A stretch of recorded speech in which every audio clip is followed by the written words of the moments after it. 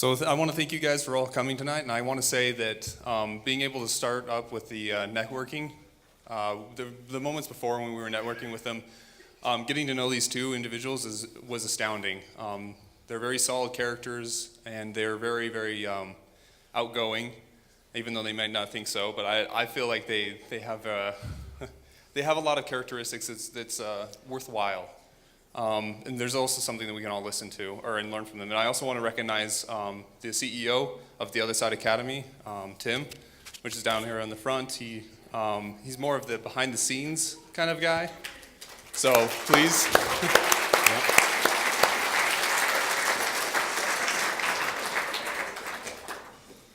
So we have Dave DeRocher, who is the managing director of the Other Side Academy, and Alan Feringer, who is the director of the Other Side Academy. Dave was arrested for the first time at the age of 13. By the time he was 38, he had been to prison 4 times for a total of 15 years.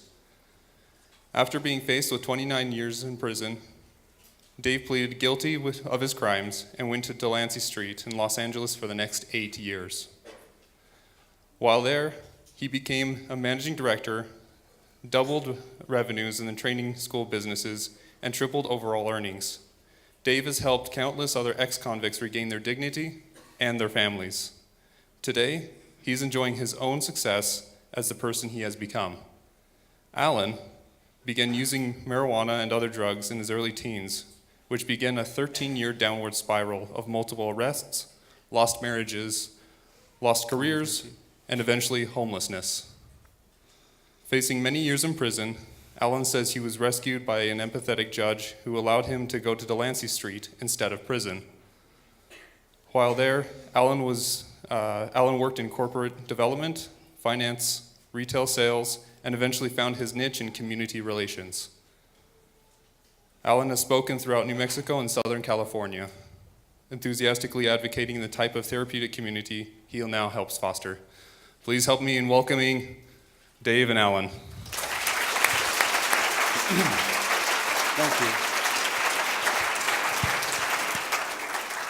I'd like to assert something bold right now, and that is, even the most broken people can reinvent themselves and become somebody they have never known. It doesn't matter if you've lived your life on the streets, or if you've been a lifelong drug addict, or if you've spent your life in and out of jails and prisons. Anybody can change. And that's good news. Because everybody in this room, if not personally, at least indirectly, has been affected by drug addiction and all the ancillary problems that it entails.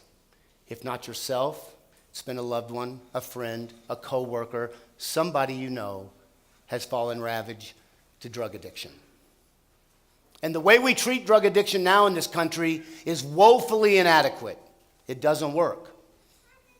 They boast a success rate of about 5 to 7% for typical treatment centers or rehabs. But what if? What if I told you we could do better? What if I told you we could triple or quadruple that success rate? What if I told you we didn't need doctors or clinicians or therapists or counselors to do it? What if I told you we could do it for free? And what if I told you we could use the drug addicts and the convicts themselves to fix the problem? Would you be interested in learning more? Yes? Well, we can. It's called a therapeutic community. And in about an hour from now, hopefully, if we do our job right, you're going to know everything you need to know about a therapeutic community and why we need more of them in the United States and around the world. And that's what the Other Side Academy's mission is to bring a therapeutic community environment to every metropolitan city in the United States and beyond, and to the millions and millions of people that need the help that we're talking about. Then you're probably asking yourself, well, who's this guy? Who are these two guys to stand up and tell me about therapeutic communities, or to tell me about anything for that matter? It's a really good question. Let us tell you, I'm quite qualified to talk on the matter. I was a hedonistic, self-centered, drug dealing, gun running, out of control, drug addict, and criminal for nearly 25 years. By the time I was 38, I'd done 4 consecutive prison terms, totaling almost 20 years. I did a 2-year prison term, got out for 59 days. Did a 5-year prison term, got out 60 days. Did a 6-year prison term, got out for 4 months, and then did a 10-year prison term and got out for 4 months again. Then, of course, I got rearrested, but this time I was facing the rest of my life in prison. The deal was 29 years. So am I qualified to talk on the matter? Absolutely. The person you see before you today is not the person I used to be. I'm a totally different person. But it's because of a therapeutic community that I've been able to do that. My story is not unlike Dave's, except that he did the 20 years in prison, and I woke up one fateful day, October 26, 2005, facing 18 years in prison. And that was a good day because it had been pled down from 51 and a half years. Everything's relative, right? But it was all bad. But it didn't start out that way. I started out like a lot of kids do. At 13 years old, I just decided to quit minding my parents. I don't know why. I was basically raised by Ozzie and Harriet. I'm not even kidding. My whole family, all the 4 of the rest of them, between all of them, they probably had 2 parking tickets in their whole life. How I came out of that crowd and how I became who I was is a mystery to everyone. But it started at 13, smoking cigarettes and smoking marijuana. And that escalated to doing basically every drug known to man that came down the pike. And I grew up in the 70s, so it was a thing to do. But I just took it to the extreme. I managed to keep jobs. I even blew through a couple of marriages that I probably didn't deserve. The reason they failed is because I wasn't who I said I was, but they believed who I said I was. I ruined a couple businesses. I ruined a couple of good careers. And in the end, when I was 50 years old, I got arrested in a span of 11 months, 3 times, for manufacturing methamphetamine, trafficking, distribution, all the ancillary felonies that go with that kind of mayhem. And the 3rd time, they wouldn't even let me bond out of jail. They said I was a menace to society. At the time, I vehemently disagreed. Now I look back and, okay, maybe they had a point. But the point is, I was saved, like the introduction said, by an empathetic judge that looked at my record, looked at me, and decided, he said, against his better judgment, to let me go to Delancey Street instead of going to prison for 18 years. He reminded me then that if he ever saw me in front of his bench again, I would do every day of that 18 years. That was highly motivational. And I went to Delancey Street, and now I'm standing up before you today as one of the directors of the Other Side Academy, which is a therapeutic community just like it, helping to prevent people becoming what I had become. I've never had a more purposeful reason to live in my life, and I'm very proud to stand up here and spread the word to you guys, and hopefully, like I said, in an hour from now, leave all of you much better informed about what a therapeutic community is, so together we can decide to have more of them in the United States and save people from the same fate that Dave and I almost had. My story is not unlike Alan's at the beginning, but my criminal behavior started well before my drug use ever began. I was literally 6 years old breaking into neighbors' homes because I had nothing better to do. I was on restriction in my room for entire weeks on end. I was literally in prison as an adolescent. My parents didn't know what to do with me. I, to this day, can't explain why I did the things I did, but I was like Dennis the Menace on steroids. They did everything they could to try to help, but nothing worked. Fast forward a few years, I was 12 years old, started stealing liquor from my dad and replacing it with water, and then smoking cigarettes, and then smoking weed, and then found cocaine. I was literally the guy in class who would be sitting in the back row snorting cocaine off their history book in class. How I made it through high school today is still a mystery to me, but I did. In all of that mayhem, I had some kids while I was in high school and thereafter, but I didn't raise my children. I don't want to use the term of who I was, but I had kids that I didn't raise. Not long after high school, I got off cocaine because I found methamphetamine and I thought it saved my life. It got me off cocaine. Boy, was I wrong. Not long after that, as the introduction explained to you, I started getting myself in trouble and started getting arrested.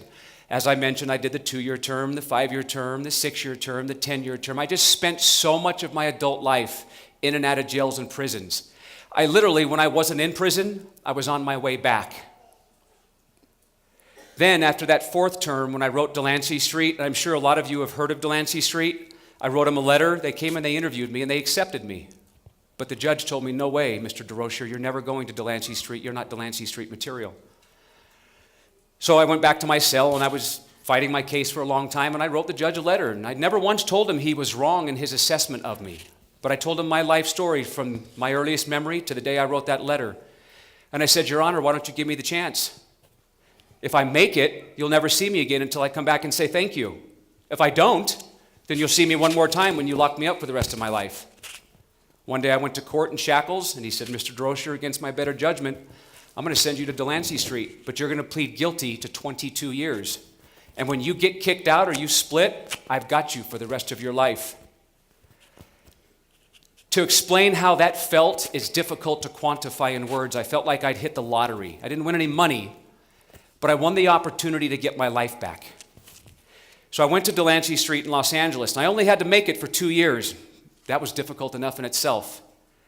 I stayed the 2 years, and I get out from underneath that 22-year prison sentence. I ended up staying in Delancey Street for 8.5 years. The last 5 years that I was there, I managed the LA facility. We had upwards of 250 students at any given time and 15 vocational training schools that generate the revenue that help us keep our doors open so we can continue to help people like myself and Alan turn their lives around. It was a remarkable experience and the best decision I ever made up until coming to Salt Lake City to start the Other Side Academy. So if I can get this thing to hang on my big ear, I'll be a lot better here. Bear with me. Okay, so let's start with the basics. What is a therapeutic community? Why is it different than a regular rehab? I'm going to just stick this thing in my ear. Do you guys care? Do you need some help? Yeah, there. The difference between a therapeutic community and a regular drug rehab is that, see, is that thing falling off? Fix this thing on my head, would you? Sorry, you guys. Can you tell we're not professional speakers? Does that make y'all feel more comfortable? Because it's scaring the heck out of me. Okay. Huh? No, that's okay. I'll just lean like this. A traditional rehab, first of all, is short. Not long enough to help guys like me and Dave.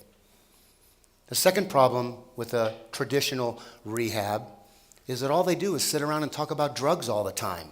I mean, are you kidding me? For a drug addict, you're going to sit around and talk about addiction theory. You're going to talk about relapse prevention. You're going to talk about triggers.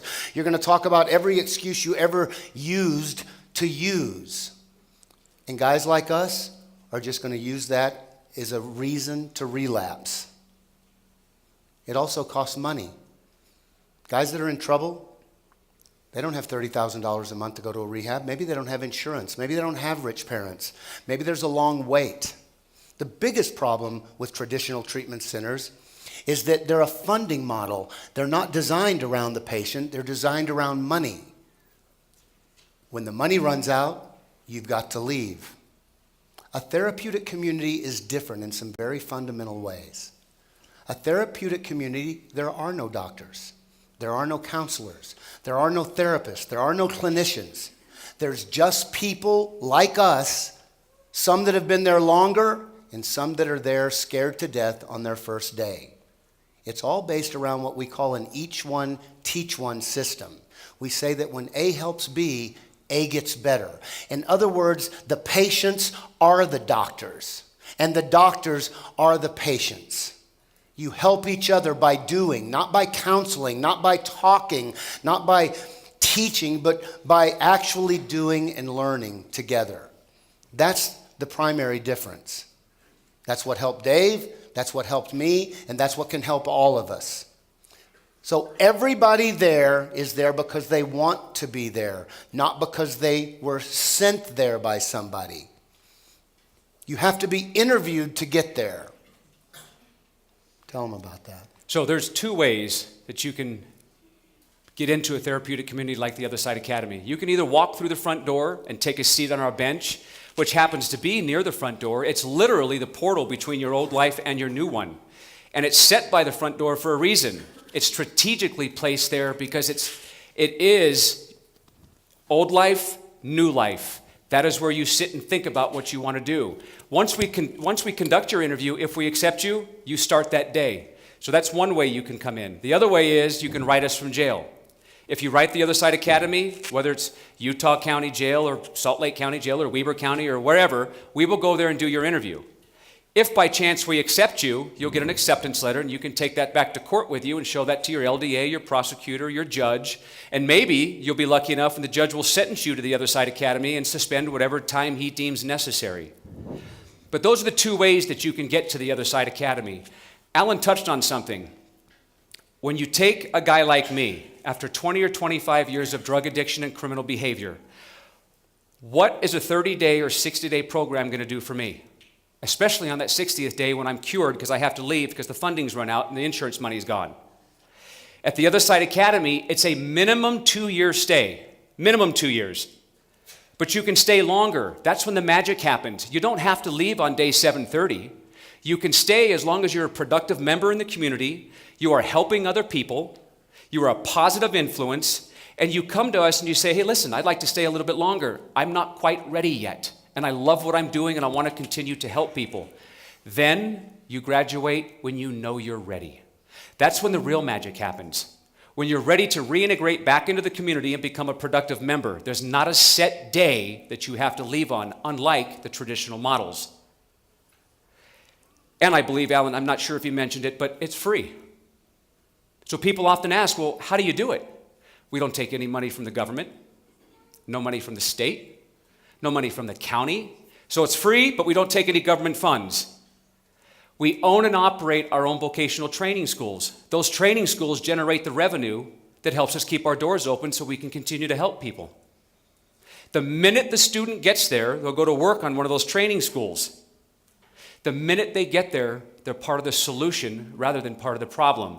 Unlike a traditional rehab where you just go lay down on your bunk, go to your counseling sessions, get your fuzzy little pair of slippers and a robe, and have somebody tell you it's everybody else's fault but your own.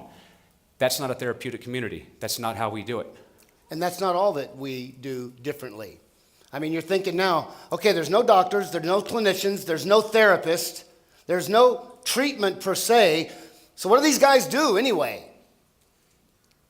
We never talk about drugs at the Other Side Academy. It's an actionable offense if you do. If you do, you're in trouble. Wait a minute, Alan. You mean all 54 students are drug addicts and we never talk about drugs? All 54 students are drug addicts that have been through an average of 4.6 programs, some of them Up to 15 programs, and we don't talk about drugs. What we talk about is integrity, accountability, and honesty. I tell everybody I interview, the 3 things that if you had any of, you wouldn't be sitting on that side of the glass talking to me. You'd be out doing something productive. Everything we do is about changing their behavior. Everything we do is about instilling values, character in them, teaching them how to live a value-centered life of integrity. Because guess what? People that live a value-centered life of integrity don't do drugs. People that live a value-centered life of integrity don't commit crimes. And if you don't commit crimes, you don't wind up in jail. That's what it's all about. Can I share something with you? Drug addicts inherently have some of the same character flaws. They're liars, they're cheats, they're thieves, they're manipulators, they're hedonistic, self-centered human beings who don't care about anybody but themselves. Correct? If anybody knows a drug addict. So when you're in jail for a year or two, waiting to come to some place like this, and you get there, you've been clean for, let's say, a year or two. You're no longer addicted to drugs. But by and large, you're still a liar, a cheat, a thief, a manipulator, and all those things I mentioned. And while you're there, those behaviors are going to manifest themselves. So what do drugs have to do with the problem? If you change the behavior and you teach them to be honest and have integrity and be accountable, you just solved the drug problem and you never even addressed it. And if you do it for a long time, unlike your 30-day and 60-day programs, for hundreds, if not thousands of days in a row until you recalibrate your moral compass and have a paradigm shift in the way that you think, you've arrived. Problem solved. And here's the cool thing about it. We do it with the students themselves. Who better to know the sneaky ways of a drug addict than another drug addict? It's actually magical, because somebody that's been there for 6 months, somebody that's been there for a year, somebody that's been there for a year and a half, they see themselves come through that front door many times over. The same lies, the same little drag they're trying to run, the same behaviors, and if you got it, you can spot it. And so the same people that have been lying and getting over on first their parents, then their spouses, then their siblings, then their employers, then everybody else, then their therapists, then the cops, then the judges, because we're really good at that stuff. You know, when you want to compliment somebody, you say they're persuasive. When you want to be mean to them, you tell them they're manipulative. It really means the same thing. So, when you're a drug addict, you're manipulative. When you're the best salesperson in the whole sales force, you're persuasive. But what we do is try to manipulate everything and everyone around us to get what we want, because we've got to hide our behavior. We've got to hide our addiction. We've got to hide where we get our money from. We've got to hide where we're at. We've got to hide everything to cover our tracks. But if you try that when you get to the Other Side Academy, it doesn't work, because everybody there is as good at that game as you are, only they're further removed. And so they're going to help you along. We make everybody keep everybody accountable. That's how we police ourselves. That's how we keep each other tight.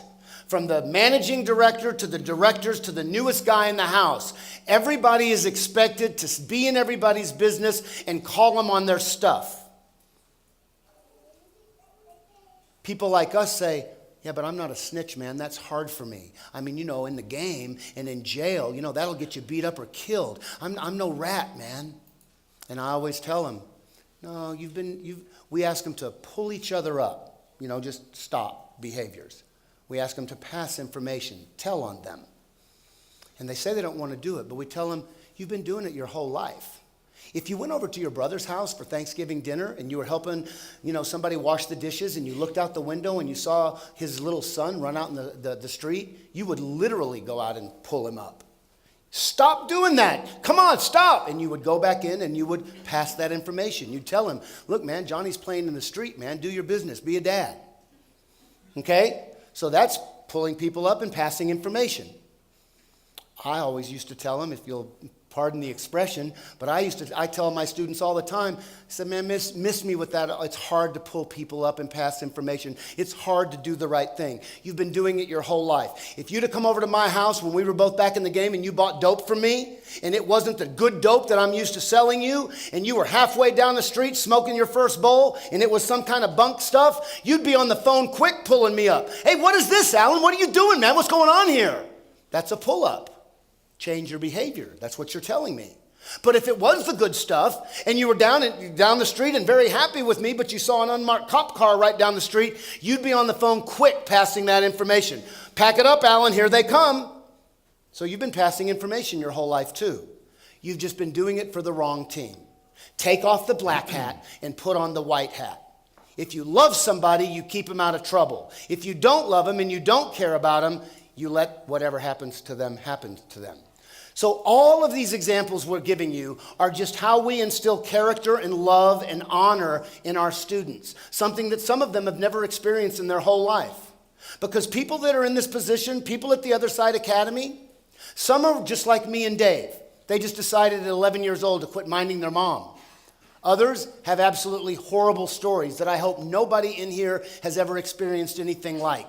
Like, for instance, the guy at the Other Side Academy who the first time he did meth at 9 years old when his mom sat at the kitchen table and helped him shoot it up. Or people that are emotionally, physically, or sexually abused by their parents or their uncles or their neighbors or whatever, or literally have been sold for dope by their mother to a dealer. Deal with that and see how your life turns out. So there's all kinds of horrible stories that make people wind up in a place like this.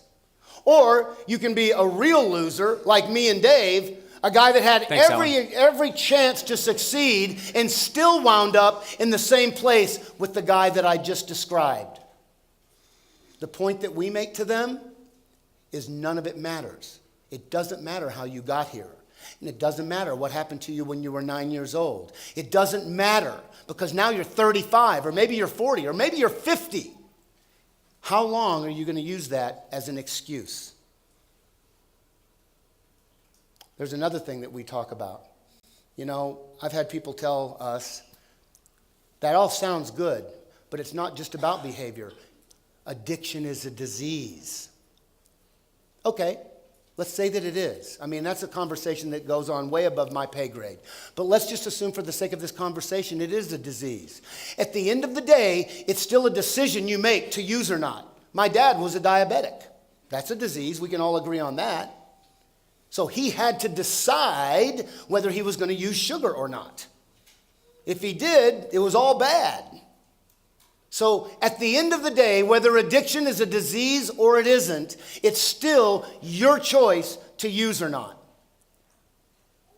So at the Other Side Academy, we say everything that happens to you in your life is a choice.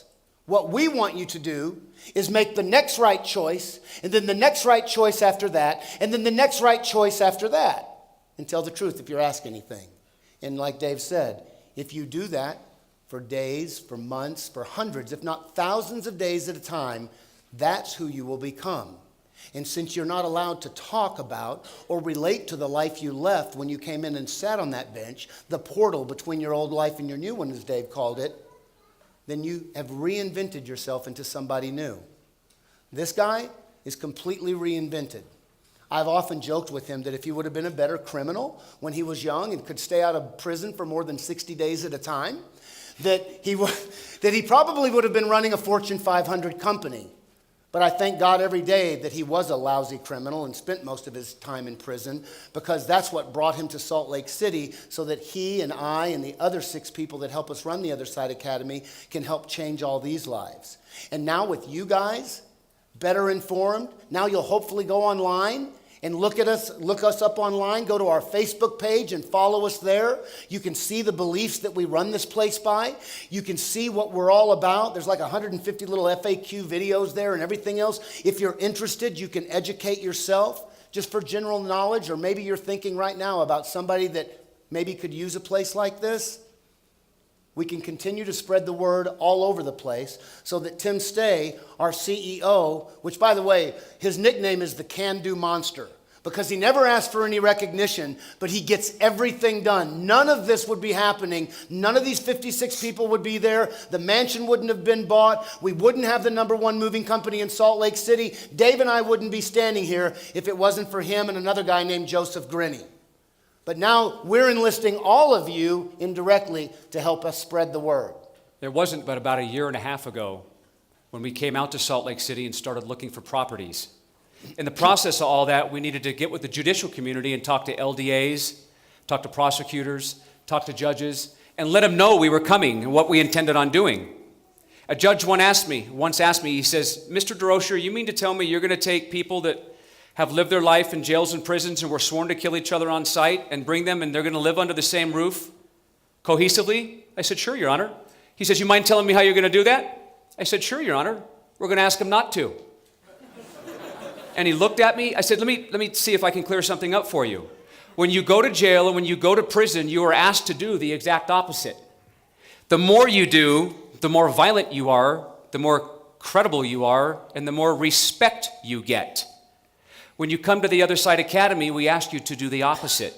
And if in the interview you're not willing to do that, then you can stay where you're at. We want people who are really, really serious about doing something different.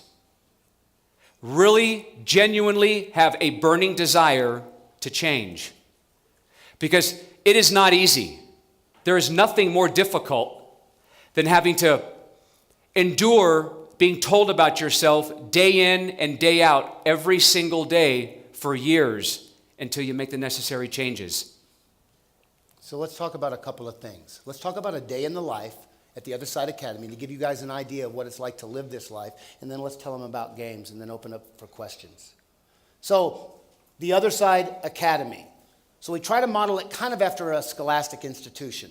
When you get there, you're a freshman. You graduate to a sophomore, junior, and senior. As a freshman, which lasts about 2 to 4 months, when you first come in, and half these people are still burping crack, so we just want to settle them down and get their sea legs underneath them. We just want to find out who they are. That's when we find out if they're like bouncing off the wall kind of person. We'll let them do their freshman phase. In their freshman phase, all they do is take care of the house. They mop and they clean and they do windows and they clean up after dinner and they do laundry and all that kind of good stuff.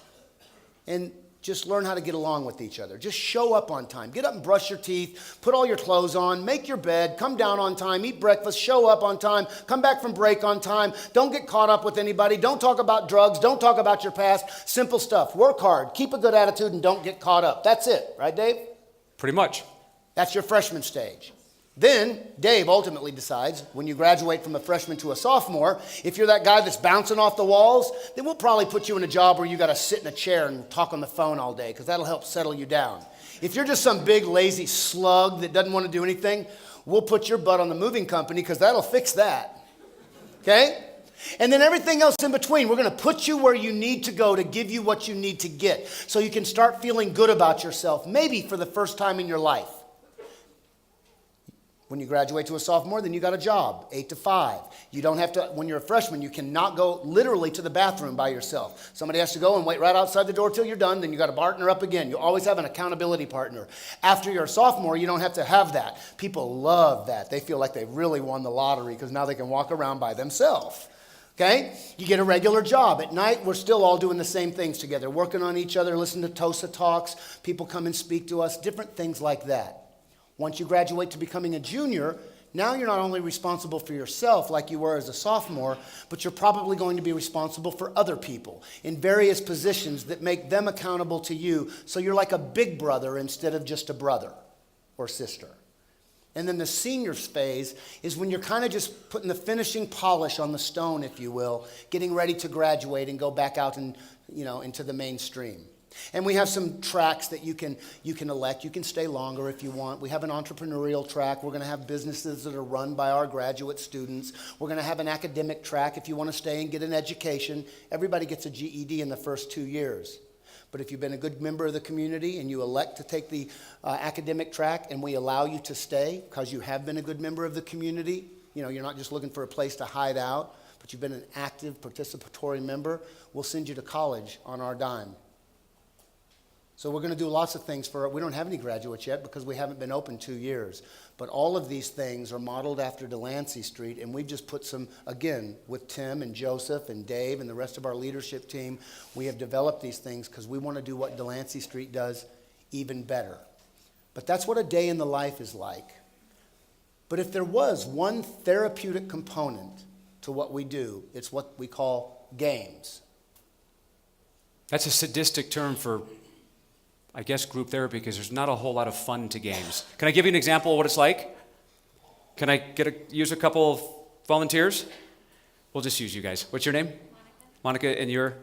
Andy. So Andy and Monica are both at the Other Side Academy. Both of them got sentenced by the judge. Andy likes Monica. Ironic, isn't it?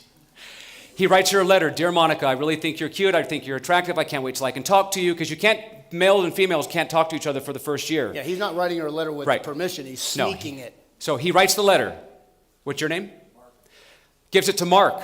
Mark sneaks it to Monica. Monica gives it back to Mark. Letters are going back and forth. Remember, they've got 10 years suspended over their heads. We finally find out they're in trouble.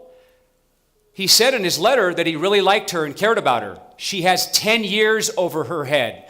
So when we find out, do we address the letter? No, we address the behavior. He's selfish, self-centered. He's sneaky. He doesn't care about her and the time she's got over her head, or him and the time he's got over his head, because he used him to get the letter to her. Boy, can games get ugly. So twice a week from 7 o'clock to 9:30, we have our games, and you'll have 20 to 25 people in the same room, and guess who's going to get talked to? And it's in very colorful vernacular. You could hear it from Logan all the way to Salt Lake City, all the way to Logan sometimes. And it can be very, very difficult to sit there and listen to people tell you about yourselves, because it has nothing to do with the letter. We get that part. It has to do with the behavior. And that's just one example. There's 1,000 others that our population will fall into. I'll give you another one. Mark, right? Mark. No, I'm picking on Mark. Okay, so Mark's in the way this happens is we group people together. I have a problem with Mark because I was standing in a salad bar line at dinner, and I turned around to say something to Dave, and when I turned back around, Mark's decided he can just, the line's this long, Mark decided he can just take cuts in front of me like it's his salad bar. Personal, Mark's salad bar. But that's not how I see it. I feel like Mark ought to get in line like everybody else. But I can't say anything to him then because we're asked to be polite, just act as if, say okay, those kind of things, right? But I can sure go drop a slip on him. So on game night, I'm in the game with Mark.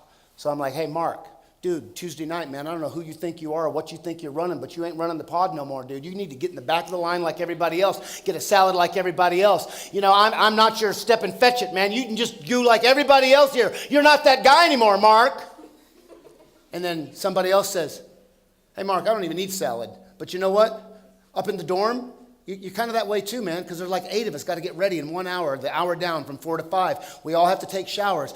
And every day you got to go first. What's up with that? You are kind of a bulldog, aren't you, Mark? And then somebody else says, hey, man, I don't like salad and I don't live with you, but I work with you in corporate development, and you're the same way down there. Every time you need the copy machine, you don't care what anybody else is doing, Mark. It's all about you, Mark.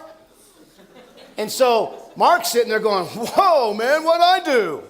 And he's denying all of this, right? Because we don't ever admit what's wrong with us. But when Mark goes and lays his head down at night, Mark's thinking, God, I do that. I am that guy. I've been like that a long time. And Mark starts taking a look at it. And then the next game, 25 other people that know about it now that didn't get a chance to yell at Mark are going to do the same thing. And so trust and believe when I tell you, Mark's going to change that behavior. And he's never going to cut the salad line. Yeah, Mark just gave up. Mark just gave up salad. And Mark doesn't even take showers anymore. Okay? But Mark's not going to do that. But then when Mark's fixed that, then something else is going to happen. As people stay and as people live with each other in such close proximity, we all see each other more clearly than we see ourselves. But the beauty of it is that while we're all helping Mark, you're seeing, you know, I'm kind of pushy too. I do that same shower thing in the girls' dorm. Maybe I should take a look at that before I get the game Mark got. Everybody benefits from Mark's mistakes. And everybody benefits in 2.5 hours. There'll be 15, 17 games played. And everybody is held to such a high degree of integrity. We take little bitty things at the Other Side Academy. Who cares if you broke in line? I mean, really? But we take a little thing like that and we blow it up. And if you can learn over 2 years to live at a degree of integrity like that, to be so conscious of what you do and so conscious of the perceptions of others around you, once you leave the Other Side Academy, you've got this. Nobody's going to be able to tip you over at work because you've been yelled at like Mark was in games for 2 years. And nobody's going to be able to rattle your cage. And that's important. Things that aren't a big deal are really not going to be a big deal. You're going to be a whole lot better able to lead. You're not going to be the guy that because, and a lot of us were, you know, we get cut off in traffic. The next thing we know, we're at the stoplight. We got a baseball bat. We're crashing in some guy's windshield, and we go to jail. That's just who Dave was. Okay? And now Dave doesn't do, in fact, now Dave doesn't even carry the bat in his car anymore. So that's how we change behavior. I want to reemphasize, too, that it's very, very difficult to get in to a therapeutic community like Delancey Street or the Other Side Academy. After I did the 3 prison terms, the 2-year, the 5-year, and the 6-year, I wrote Delancey Street a letter before that 10-year sentence. They came to the county jail and they interviewed me. They didn't accept me. I had no idea why. I just got a letter that said no bed space. So I went up and did that 10-year prison sentence. Got out, as I said earlier, got busted again 4 months later, this time facing 29 years.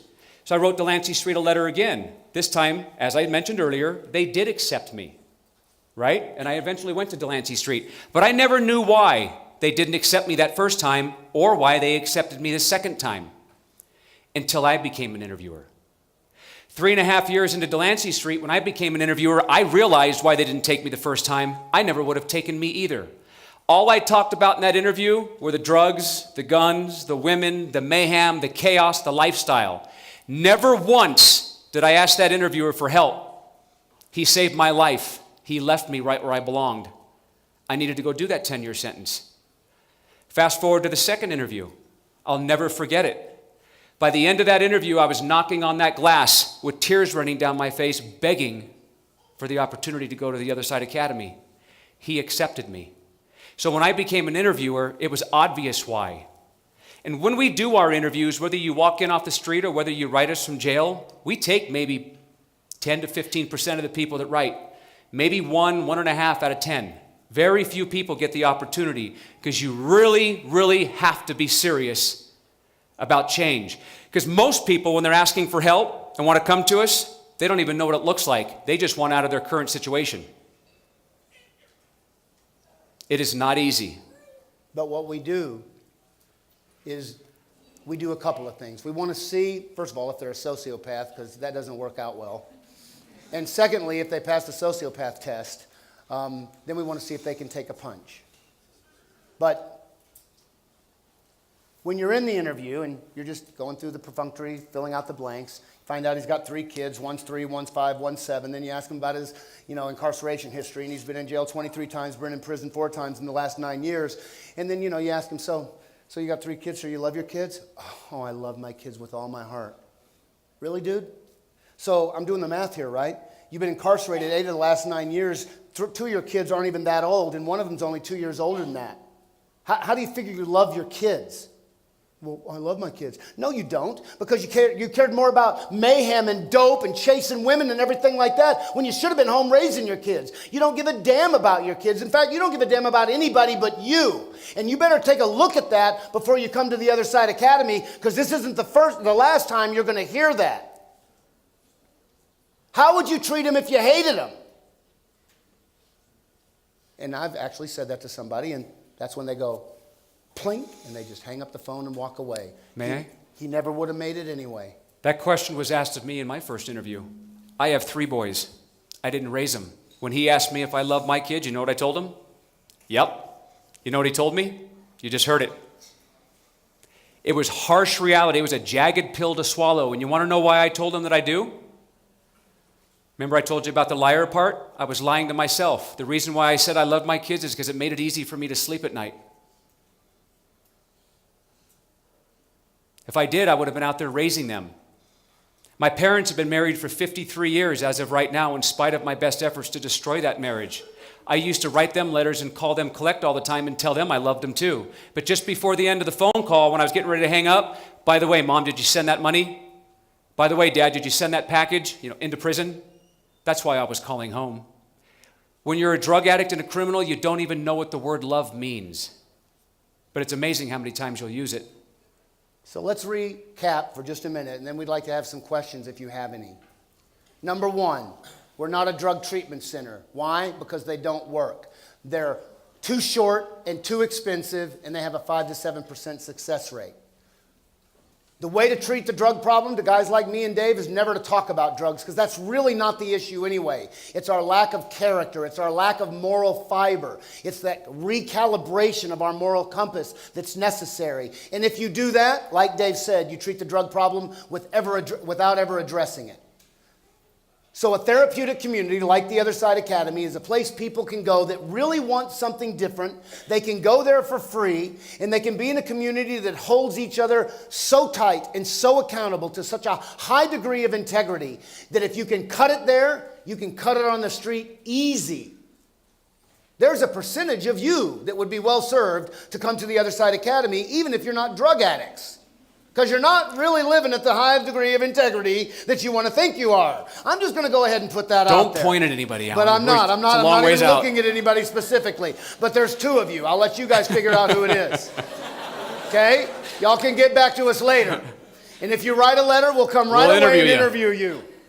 But this is a place that people can go to learn how to be good humans, to learn how to live with some humility, to learn to be happy instead of right, and to learn more than anything else that it's not all about you. It's about the people around you. That's how you become the best you can be, is to elevate the people around you. That's more than anything what we teach our students at the Other Side Academy. And we hope that after tonight, you'll help support our endeavors. Look us up online, go on Facebook and look us up there. and support our businesses where you can. And God forbid you know anybody now or later that ever needs us, please steer them our way. Do you know we did one of these just 2 nights ago at Westminster College? And a lady came up afterwards with tears in her eyes, thanked us for speaking, and then told us about an old boyfriend that she had. They dated for 8.5 years, but, he was one of us. And she says, it's funny, he just called me a few days ago and said, I'm trying to do it different this time. I'm not sure I know how, but can you tell me where I screwed it up with us? Because maybe that'll help me. She took Dave's card, and he called today. He's coming in for an interview tomorrow, right? Not more than an hour before we were heading in this direction from Salt Lake City, I got a call from the gentleman. And I asked him how he heard about us, and it was through her. So everybody knows, most people know somebody who suffers from the lifestyle, drugs, the criminal lifestyle, probably knows somebody who's in jail or needs help. So if we can reach out to one person and save one life, we will have done more than most in a lifetime. This will have been worth the effort to come up here. Besides, hanging out with you guys is cool. And it was a great dinner. So, any questions? Yes? Can you talk just for a minute about the businesses that you're creating? Yes. Which ones and why you create those? Yeah. So because we don't take any money from the government, as I mentioned earlier, nothing from the state, city, nothing whatsoever. No grants, no subs, nothing. Our vocational training schools generate our revenue. Our moving company earns the lion's share of our revenue. Our moving company, if you go on Yelp or Thumbtack, is right now rated the #1 moving company in Salt Lake City. Ironically,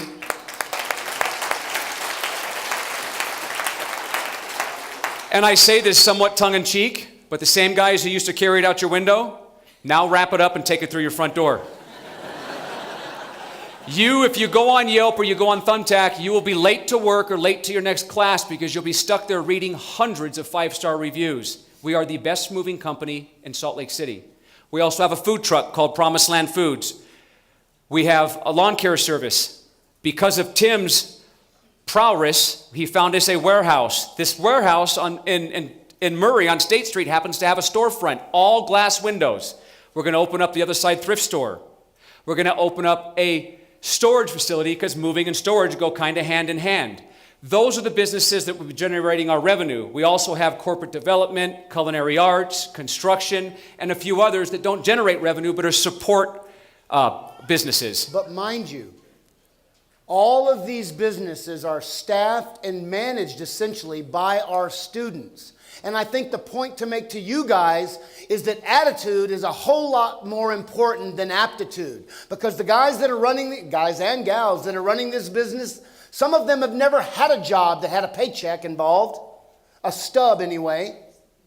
So you can take anybody as long as they've got the heart and the willingness to work together and to be honest and hold themselves to a high degree of integrity and work as a team, you can do anything.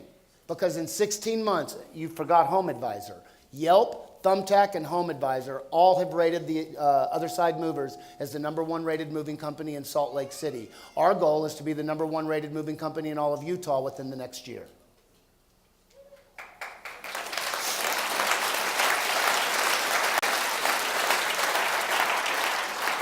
You, sir?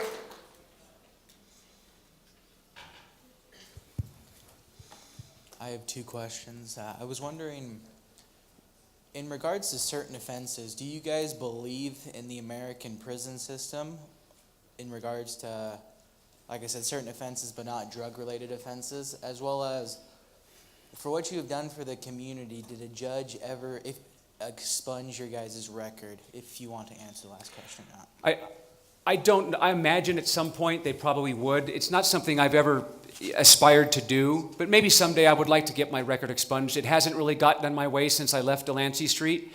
And the American prison system, especially in California, probably more so than anywhere else, was never designed to work. It isn't the California Department of Corrections. There's nothing corrective about it. It's just some place to house people who are breaking the law. And believe it or not, every time I went to prison, that's where I belonged. So it does serve a purpose, but if you think you're going to go to prison and get help, that's not going to happen. And about 70% of our incarcerated population is there on nonviolent drug-related offenses. I would certainly like to see that population reduced by having more therapeutic communities that work. Right now, it's just a broken system that doesn't work, but there's nothing out there on a widespread basis that is working. That's why we're here talking to you, so we can get the word out and get more places like this. Because if you can take a guy like him out, what do you got, like 40 felonies to expunge? 44. 44, Exactly. okay, yeah. At $1,500 each, that's why he hasn't done it. But anyway, but you don't need them if you turn your life around. It's important to also know this. It costs around $50,000 to incarcerate me. For the arrest, the court proceedings. Per year. Per year in jail or prison, it's roughly $50,000 per inmate after everything's said and done. I was in prison 20 years. Do the math. That's $1 million.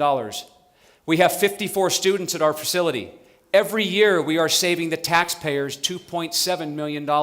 Not only are we saving you that money, but we're not costing you any to house them, feed them, clothe us, educate us. It's a perfect model ran by imperfect people. Another question? How do you deal with withdrawal? We don't. If alcohol and heroin are the ones that are a physical withdrawal, you have to detox before you come to us, because we're not a medical facility. We're not a medical facility. Remember, there's no professionals there. There's just us. Our medical department consists of a bottle of aspirin, and for the really serious stuff, ibuprofen. Okay? But I won't give it to you anyway, because I'll tell you, you're just a drug addict. Drink some water and push through it. You just want a pill because that's what you've done your whole life. She thinks I'm kidding. Anybody else? All of a sudden the headache went away. Yeah. Yes, sir. So in the program, how many people do you have to kick out or walk out? We've only kicked out one person in 16 months. But we have about a 30% or 35% attrition rate because people give up on themselves. We try to screen them as well as we can. Dave and I have both done over 1,000 interviews each. I can usually tell the difference between somebody that wants to change their life and somebody that just wants to get out of jail free card. But sometimes you miscalculate. Or sometimes they get there, maybe they really do want to change their life, but they get there and they see what they're up against and how hard it is and how high the bar is, and they're just not ready for that. They don't have the gumption to do it. So people do leave. But there's no locked doors. We don't want anybody there that doesn't want to be there. You can leave anytime you want. But the people that were there, 55 people as of tomorrow, we're getting a new student tomorrow. They're all there fighting for their lives. And I'm so proud of every single one of them, because there is not much of this going on there. It is an in-your-face kind of place. So the people that stay there and fix their lives deserve everything good that happens to them. Do you ever have like fights break out during the games? Because it sounds like it gets really intense. Never. It's Really? part of the rules. And just for what it's worth, all the staff members, myself included, we live there. Not only do we live on property to help instill the culture, but we play games with them. We hold ourselves to the same standard that we ask them to hold themselves to. And there's 3 things that'll get you kicked out of the Other Side Academy. No questions asked, no negotiations. That's a threat of violence, an act of violence, or drug or alcohol use. 16 months, we've never had one failed drug test. Wow is right, huh? AP&P can't believe it. That's adult probation and parole. Yes, sir, in the back. Is there any way to prevent the behavior as adolescent where they don't get into the prison system and have to go through that? Is there any way that there could be a curriculum for children or teenagers before they get to that point where they're knocking at your door, calling your place? Have you guys ever thought about adopting that into a more of a prevention system, or adding or expanding? Well, I don't want to get into a political conversation, but, I wish as a country we could fix our political system, because both sides are as dirty as the other. I wish we could quit becoming a welfare state and reinstitute the sense of family in this country, because that's where it starts. If all of us could take care of our front porch first, then our neighbors, then our neighborhood, then our state, then our country, if everybody cared about the next guy in this entire country and in every neighborhood like we do at the Other Side Academy, that problem would be solved.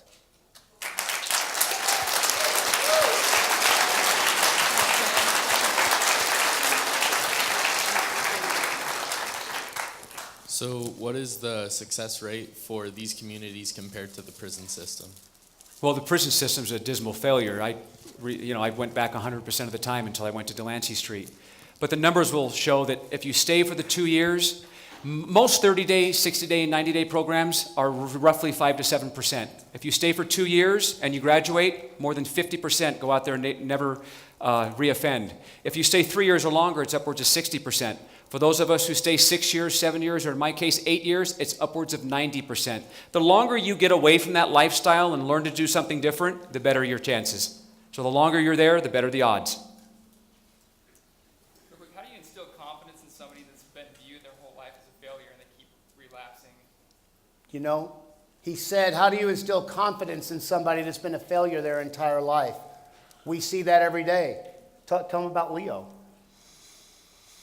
Leo was a gentleman who came in. We've got 5 minutes, by the way. I interviewed him. In the interview, he was sarcastic and he wasn't serious, and I didn't see a genuine desire to change. I didn't accept him. He left our facility, went outside, took a seat on the curb. I watched him through the window. He sat there for about 10 minutes, and then he came back around to the front side, and he stood there by that front door. I watched him through that window. Finally, he knocked on the door, and when I opened it, he was crying. He said, Dave, if you do not accept me, you're going to read about me in the obituary. I OD'd last night. My friends had to revive me. If I go back out on the street, I'm going to die. Now I saw what I was looking for in an interview only about 20 minutes before that. So I brought him back in and re-interviewed him. And I kept him. He's been with us now for 7 months, and he's a completely different person today than the day he came in. He was homeless, living at the road home in Salt Lake City for 6 years. Homeless, Pioneer Park. He looked beat up. And when he got there, he was a mess. He was a liar and a cheat and a thief and all that, and he was obnoxious and young and immature, and games work because Leo got the bark beat off of him. But I think he stayed because it was safe, warm, and dry, and we eat like we're at a Roman food orgy. It's, it's like disgusting. It's like 20,000 calories a day. Per meal. Per meal. And it's all really good. And I think Leo stayed because of the food. But then it started to work. And now he works in construction. Now he tells on himself when he makes a mistake, even when it's something that we wouldn't know about. That's what instills confidence. Integrity. Leo goes to bed at night going, God, I have some integrity, man. That was really cool. I've never done that in my life. And we tell them that if you can literally retrain your brain, because people like us, our modus operandi for our entire life has been, if I can get away with it and nobody knows, it's acceptable behavior. So at the Other Side Academy, we have all kinds of little stupid rules that help them train your brain. One, for instance, you can't throw a piece of paper. Like if that was a trash can, I can't go like that. You have to walk over and drop it in the trash. And if you see somebody go like that, you have to tell on them. That helps you keep other people accountable. You're supposed to tell on yourself. When somebody goes, Alan, don't throw something. Oh, yeah. And I'm supposed to go find staff and say, hey, Dave, I got pulled up because I threw something across the room like that. Okay, we talk to them. If they keep doing it, we give them a little bit of community service, a little punishment, a little extra duty so they can learn. It's not the trash. That's not going to make him go do meth again. But what it's going to make him do is learn how to be present. Live in the moment. Because he goes like this. He goes like that again and gets a couple of hours of we call it dishes, like washing dishes. Then the next time he's going to go, whoa. Now he's living in the moment. Pretty soon, he's in control of what he does and what he says. That's how you train your brain. And if you go tell on yourself every time you make a mistake, your brain doesn't want you to do that. Your brain's thinking to itself, I don't know what's going on with this guy, but he's changed all the rules. We used to do everything we wanted as long as nobody was watching, and now he's got like new rules, but I don't want to be doing dishes. I want to watch the Super Bowl, so I'm going to act right. That's how your brain works. And if you do that a few times, your brain will just say, okay, they've changed the rules, but I got this because I'm a self-preservation mechanism, and I don't want this guy doing community service all the time because I'd rather be playing cards or watching the Super Bowl. Boom, there you go, and you build on that. Sounds weird, huh? But it works. Anybody else? So I was just curious,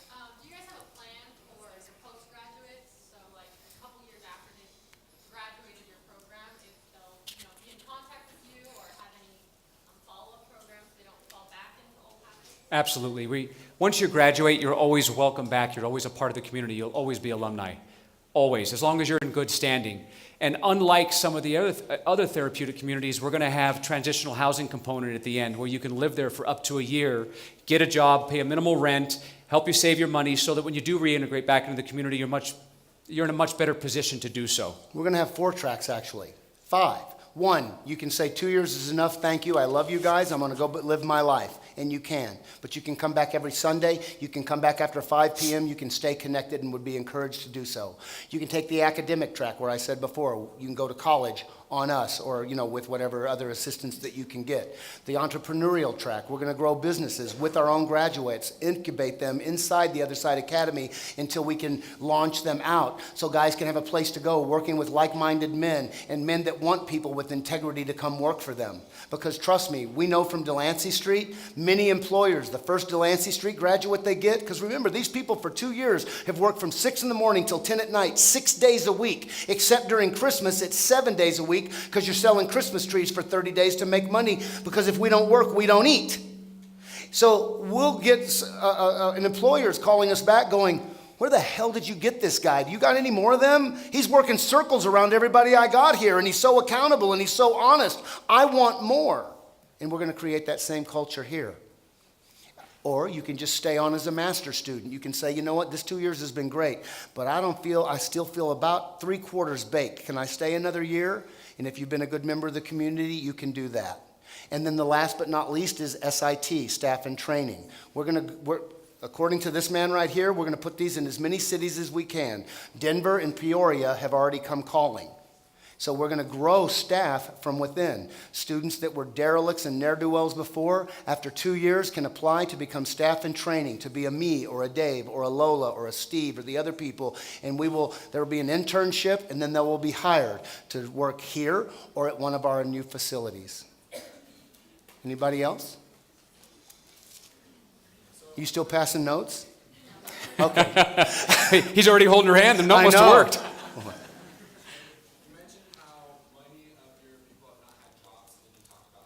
Where's this coming from? Raise your hand. Oh, I'm sorry. Thank you. So you mentioned how many of your people have not had jobs, and then you talked about how they've transitioned to having such a good work ethic. What is your training solely based on your attitude training? How do you train employees to be so effective coming from such a background? From the first day they get there. I don't care if you got there 12:30 at night. We did an interview till 1 o'clock in the morning. We woke up a couple of the guys from the clothing department to get you dressed out. Then we made you shave all that crap off your face, and we cut your hair. You got to bed at 2:30. Guess what? You have to be on the floor at 6. Welcome to life. And then you have to eat breakfast. Then you have morning meeting. And then you go to work as a freshman. You get in where you fit in. Then there's break at 10. Then there's lunch. Then there's break at 2. Then you got off at 4.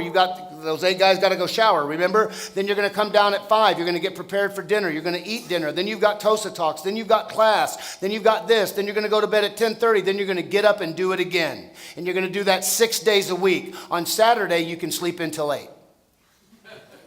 And you only have to do that for 2 years. Then you're done. That's how they get that work ethic. And then after they're a freshman, then they'll go to work on one of our departments, and everybody holds each other accountable. There's department heads, and there's crew bosses on the moving company. Everybody holds each other accountable. And if you come home and you say that John was, goofing off or whatever he was doing, then he's got to answer to his person, and then he'll get community service for not pulling his weight. So after that whole day of work, he's got another 2 hours of dishes to do, and then everything else that I mentioned. Well, hey, thank you so much. We appreciate your time that you've taken. And thank you, everybody. On behalf